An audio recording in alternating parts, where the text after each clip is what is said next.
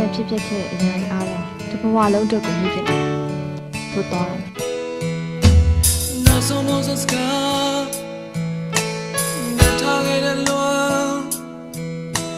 ချမ်းငယ်မတော့မေတ္တာလိုက်စမ်းဘာလို့နေရမြချစ်စိတ်ဝင်သွားခြင်းငါမသိခဲ့လိုက်ဘူးမင်းရဲ့ချစ်ဆိုတဲ့တိမ်ပဲများလေ